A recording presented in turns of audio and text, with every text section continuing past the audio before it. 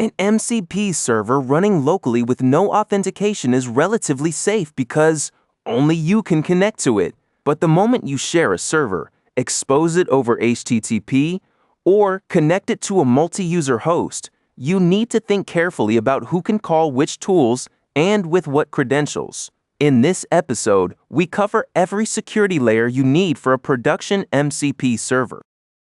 There are 5 threats worth defending against. Unauthenticated access means any process that can reach your server's port can call its tools. Overprivileged tools mean a caller who should only read data can also write or delete.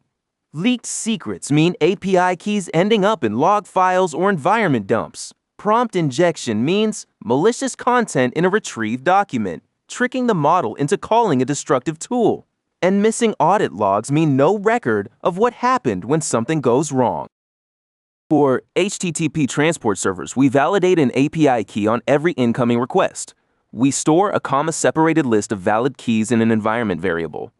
The validate key function uses hmac.compareDigest to compare the hash-provided key against each valid key. This timing-safe comparison prevents timing attacks where an attacker could determine valid key characters by measuring response time differences. Never use a plain equality check to compare secrets.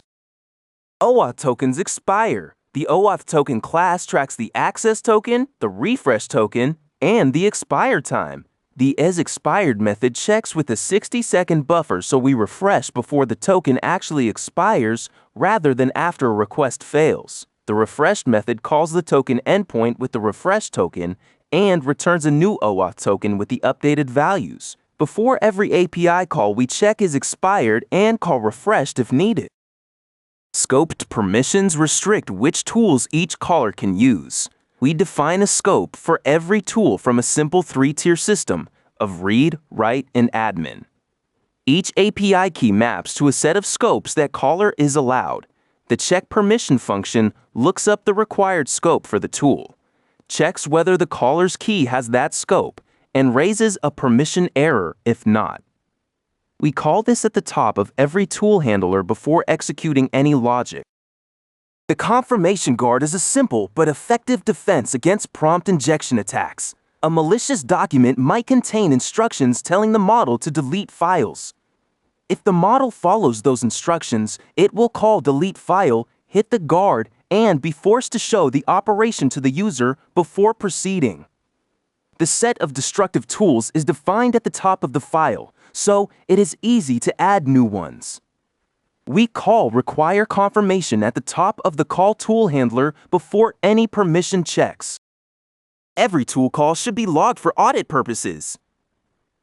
We log the timestamp, the first 8 characters of the API key to identify the caller without exposing the full key, the tool name, the argument names, but not their values to avoid logging sensitive data, and whether the call succeeded.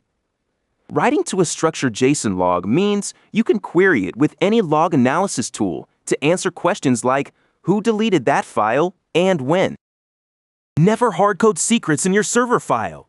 If that file ever gets committed to version control, the secret is compromised. Environment variables are the minimum standard. For higher security on macOS and Windows, use the system keychain via the keyring library. You store the secret once using keyring.setPassword and retrieve it at runtime. The secret never appears in your source code, your config files, or your environment dump. You now have a complete security toolkit for MCP servers.